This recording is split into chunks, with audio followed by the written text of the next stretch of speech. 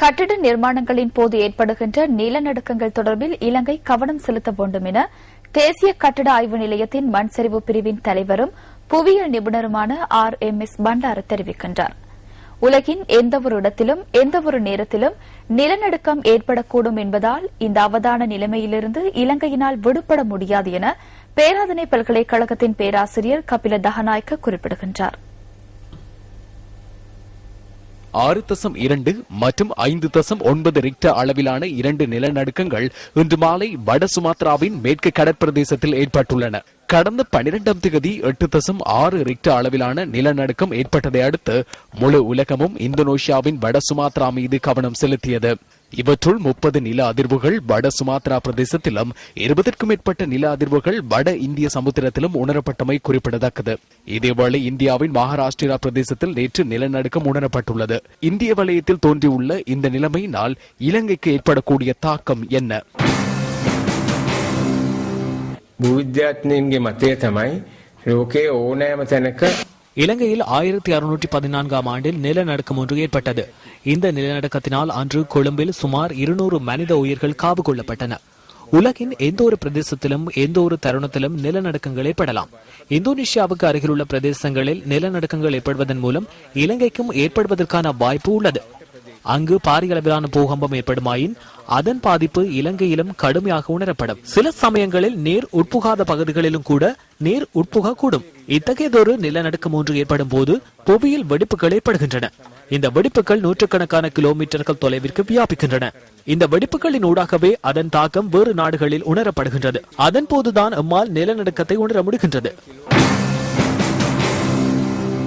Tsunami, எரிமலை, வெள்ளப்பெருக்கு, மண் சரிவு போன்ற இயற்கை அனர்த்தங்கள் தொடர்பாக மக்களுக்கு முன்னெச்சரிக்கை விடுக்கக்கூடியதாக இருப்பினும் நிலநடுக்கம் தொடர்பில் முன்னெச்சரிக்கை விடுக்க முடியுமா?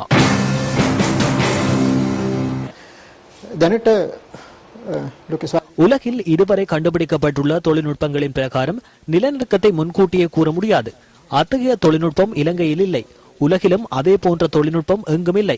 கட்டடங்கள் அதிரக்கூடியதாக ஏற்படும் நிலநடுக்கங்கள் உணரப்பட்ட உடனேயே அவற்றிலிருந்து வெளியேற வேண்டும். அதற்கு பின்னரான அதிர்வுகளும் ஏற்படக்கூடும். நிலநடுக்கத்தின் போது அதற்கான முகாமைத்துவ வசதிகள் எம்மிடம் உள்ளனவா? ஆபதா சம்பந்த அவஸ்தாவன்ஹிதி அனர்த்தங்கள் ஏற்படும் போது நாம் தொடர்பாடல் சேவையை மாத்திரமே மேற்கொள்வோம். இது தொழில்நுட்ப நிறுவனம் அல்ல.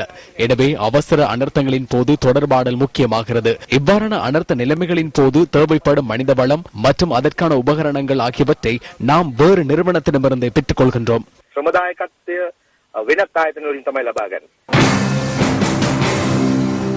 நிலநடுக்கங்களை எதிர்கொள்ளக்கூடியவாறு கட்டடங்களை நிர்மாணிப்பதற்கு உலகின் பெரும்பாலான நாடுகள் செயற்பட்டு வருகின்றன.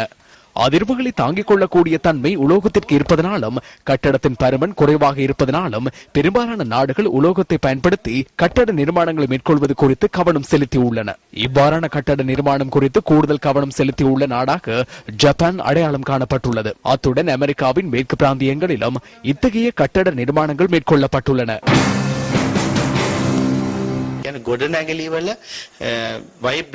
கட்டட அதிர்வுகள் அனைவராலும் இம்முறை உணரப்பட்டதை அடுத்து அது குறித்து அறிந்து கொள்ள முடிந்தது. இதுபோன்ற ரிக்டர் அளவில் கூடிய நிலநடுக்கங்கள் ஏற்படுமாயின் இதனை விடவும் கூடுதல் அதிர்வு ஏற்பட்டு நிச்சயமாக கட்டடங்களுக்கும் வீடுகளுக்கும் பாதிப்புகள் ஏற்பட வாய்ப்புள்ளது. ஜப்பான் போன்ற நாடுகளில் அடிக்கடி நிலநடுக்கங்கள் ஏற்படுகின்றன. அதற்கேற்றாற் போன்று ஏற்கனவே அவர்கள் கட்டடங்களை நிர்மாணிப்பதற்கான தொழில்நுட்பங்களில் முன்னேற்றம் கண்டுள்ளனர்.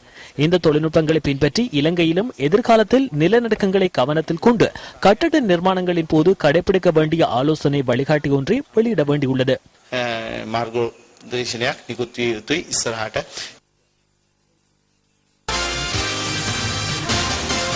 2010ஆம் ஆண்டில் 19.3% காணப்பட்ட உள்நாட்டு சேமிப்பானது 2011ஆம் ஆண்டில் 15.4% வீழ்ச்சியடைந்துள்ளது. இதேவேளை அந்த வருடத்தில் தேசிய சேமிப்பின் அளவானது 25.4%இலிருந்து 21.4% குறைவடைந்துள்ளது. இதன் பிரகாரம் தேசிய சேமிப்பு மற்றும் முதலீடு என்பவற்றிற்கு இடையிலான உள்நாட்டு உற்பத்தி பற்றாக்குறையானது 2010ஆம் ஆண்டில் 2.2% அமைந்திருந்ததுடன் 2011ஆம் ஆண்டில் அதில் 7.8% உயர்வு ஏற்பட்டுள்ளது. ඇත වශයෙන්ම දේශීය ඉතුරු කිරීම உண்மையில் உள்நாட்டு சேமிப்பானது உள்நாட்டு முதலீட்டிற்கான பிரதான காரணியாகும். ஆனாலும் வெளிநாட்டு முதலீடுகள் இருக்குமாயின் தற்போது இதற்கு முக்கியத்துவம் அளிக்க வேண்டியதில்லை. தேறிய உள்நாட்டு உற்பத்தியின் அளவானது 35 முதல் 40 வீதமாக காணப்படுமாயின் முதலீட்டின் அளவை அதிகமாக வைத்திருக்க வேண்டுமாயின் வெளிநாட்டு முதலீடுகளுக்கு முக்கியத்துவம் அளிக்க வேண்டிய தேவை இலங்கைக்கு உள்ளது. நாட்டில் நிலவுகின்ற முதலீடுகளுக்கான சூழல், அதற்கான தொழில் வாய்ப்புகள் என்பவற்றின் அடிப்படையில் வெளிநாட்டு முதலீடுகள் தீர்மானிக்கப்படுகின்றன. பொருளாதார திருத்தம் ஒன்றின் மூலமே இந்த விடயத்திற்கு எம்மால் பதிலளிக்க முடியும். අපිට පිළිතුරු දිය හැකි ඇත්ත වශයෙන්ම ආර්ථික ප්‍රතිසංස්කරණ හරහා. பிரித்தானியாவில் திடீர் சுகவீனமுற்ற ஐக்கிய தேசிய கட்சி பாராளுமன்ற உறுப்பினர் டாக்டர் ஜால ஜெயவர்தன பிரித்தானிய கிழக்கு சிறை வைத்தியசாலையில் அனுமதிக்கப்பட்டுள்ளார். அவர் லண்டனிலிருந்து இத்தாலி மிலானுக்கு செல்வதற்காக கெட்விக் விமான நிலையத்தில் இருந்தபோதே சுகவீனமடைந்துள்ளார். இதன்போது பாராளுமன்ற உறுப்பினர் நியூஸ் ஃபர்ஸ்டுக்கு கருத்து தெரிவித்தார். නමනිදා පුදුරාජ මණ්ඩලයේ පාර්ලිමේන්තු සංගමයේ මහලේකම්වරයා හමු වුණා. கடந்த 9ஆம் தேதி பொதுநலவாய நாடுகளின் பாராளுமன்ற உறுப்பினர்கள் சங்கத்தின் பொதுச் செயலாளரை சந்தித்தேன். அதன் பின்னர் 12ஆம் தேதி இத்தாலி மிலானில் உள்ள ஐக்கிய தேசிய கட்சி உறுப்பினர்களை சந்திப்பதற்கு செல்வதற்கு திட்டமிட்டிருந்தேன். 12ஆம் தேதி மிலான் செல்வதற்காக இலங்கை நண்பர்களுடன் கட்விக் விமான நிலையத்திற்கு வந்தேன். அப்போது திடீரென மயக்கமடைந்துள்ளேன். அதன் பின்னர் ஆம்புலன்ஸ் வண்டியில் என்னை வைத்தியசாலைக்கு எடுத்துச் சென்றுள்ளனர். 2 நாட்களாக விசேட வைத்தியர்களும் இருதயம் சம்பந்தப்பட்ட வைத்தியர்களும் என்னை பரீட்சித்து வருகின்றனர். වෛද්‍යවරු, හෘද රෝග වෛද්‍යවරු මගේ තත්ත්වය පිළිබඳව පරීක්ෂණ කරමින් පවතිනවා. ஏசியன் 5 நேஷன்ஸ் ரக்பி தொடரில் இன்று தனது முதல் போட்டியில் விளையாடிய இலங்கை அதில் அபார வெற்றியீட்டியது. ஜனாதிபதி மஹிந்த ராஜபக்சவின் 2வது புதல்வரான யோஷித ராஜபக்ச இந்த போட்டியில் இலங்கை அணிக்கு தலைவராக செயற்பட்டார். சைனீஸ் தாய்பேவுக்கு எதிராக நடைபெற்ற இந்த போட்டியில் 36க்கு 8 எனும் புள்ளிகள் வித்தியாசத்தில் இலங்கை வெற்றி வாகை சூடியது. பிலிப்பைன்ஸின் மணிலா நகரில் உள்ள ரிசால் ஞாபகார்த்த மைதானத்தில் இந்த போட்டி இன்று பிற்பகல் நடைபெற்றது. தினுஷ சதுரங்க, எஸ் மாலவன், ஷூலா செனவரத்ன மற்றும் ஹசித பிரேரா ஆகியோர் முதல் பகுதியில் இலங்கை அணிக்கு புள்ளிகளை ஈட்டிக் கொடுத்தனர். போட்டியில் இலங்கை அணி 3 கோல்கள், ஒரு டிரை மற்றும் ஒரு பெனால்டியுடன் 36 புள்ளிகளை சுவீகரித்தது.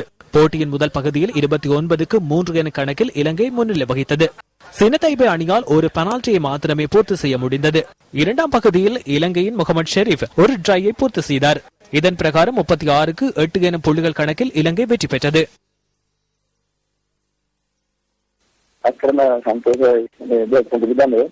உண்மையிலேயே இந்த வெற்றி மிகுந்த மகிழ்ச்சி அளிக்கிறது. சகல வீரர்களும் சிறப்பாக விளையாடினார்கள். புதுமுக வீரர்கள் அணியில் அதிகம் இடம் பெற்றுள்ளனர். எனினும் அவர்கள் தமது ஒத்துழைப்பை அணியின் பொருட்டு சிறப்பாக வழங்கினார்கள். புதுமுக வீரர்கள் என்பதற்காக அவர்கள் விளையாடுவதற்கு பின்னிற்கவில்லை. அணி மீதும் சகல வீரர்களின் மீதும் எனக்கு மிகுந்த நம்பிக்கை உள்ளது. அவர்கள் தமது ஆற்றலை சிறந்த முறையில் வெளிப்படுத்தினார்கள்.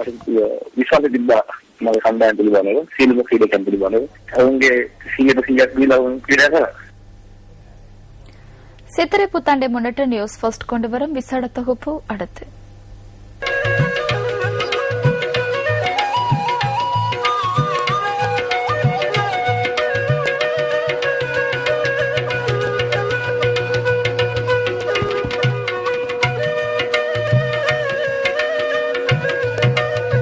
தாவரங்கள் மற்றும் விலங்குகள் மீது அன்பு செலுத்தும் ரஜரட்ட பகுதி மக்கள் அவற்றுக்கு எந்த சந்தர்ப்பத்திலும் பாதிப்பு ஏற்படுத்துவதற்கு விரும்புவதில்லை.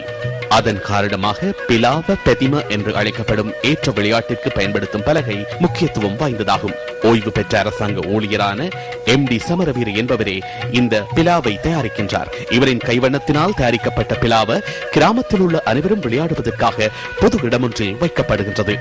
இந்த ஏற்ற விளையாட்டை ஆரம்பிப்பதற்கு முன்னர் இவர்கள் சில சம்பிரதாயங்களை பின்பற்றுகின்றனர். கிராமத்தில் உள்ள பெரியவர்களினால் ஏற்ற விளையாட்டில் ஈடுபடும் சிறுவர்களுக்கு சுவையான பாற்றோறு போன்ற உணவுப் பொருட்களை வழங்குவதும் சம்பிரதாயமாக அங்கு பின்பற்றப்பட்டு வருகின்றது.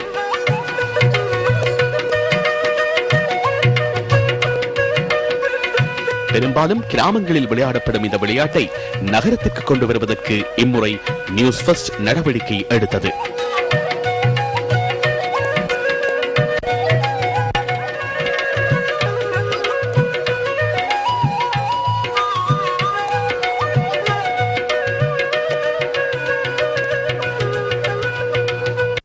அடுத்து கசக்கும் உண்மை தொகுப்பு.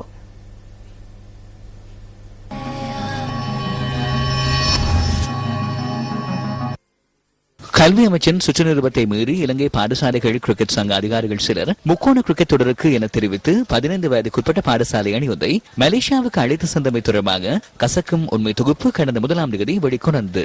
இலங்கை கிரிக்கெட் நிறுவனத்தின் எதிர்ப்பை கவனத்தில் கொள்ளாமல் விடயத்துக்கு பொறுப்பான அமைச்சரையும் மீறி அந்த விஜயத்துக்கு பிரதி அமைச்சர் எவ்வாறான நோக்கில் அனுமதி அளித்தார் என கசக்கும் உண்மை தொகுப்பு அன்று வினவியது. அதற்கு கல்வி பிரதி அமைச்சர் இவ்வாறு பதிலளித்தார். சார், வெளிநாட்டில் சென்று விளையாடி வெற்றி பெறுவதற்கு நமது பிள்ளைகள் பலத்த எதிர்பார்ப்புடன் இருக்கிறார்கள். அதுக்கு நமது பிள்ளைகள் நாளை இரவு பயணமாக வேண்டும். ஆனால் அனுமதி இன்னும் கிடைக்கவில்லை என்று பிள்ளைகளுடன் என்னிடம் வந்த பெற்றோர்கள் தெரிவித்தார்கள். விமான பயணச்சீட்டுக்கு அவர்களுக்கு பணம் எவ்வாறு கிடைத்தது என்பது எனக்கு தெரியாது. பெற்றோர் கொடுத்திருப்பார்கள். ஆனால் அன்று நான் அனுமதி வழங்கி இருக்காவிட்டால் அனுமதி வழங்க தவறிய கல்வி பிரதி அமைச்சரை இது உங்களின் கவனத்துக்கு என நமது ஊடகங்கள் செய்தி வெளியிட்டிருக்கும்.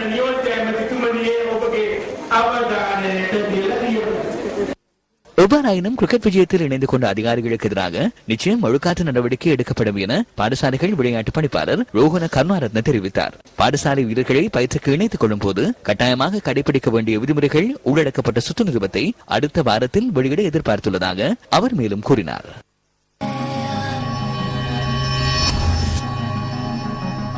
இத்துடன் நியூஸ் ஃபர்ஸ்டின் 8 மணி பிரதான செய்திகள் நிறைவு பெறுகின்றன.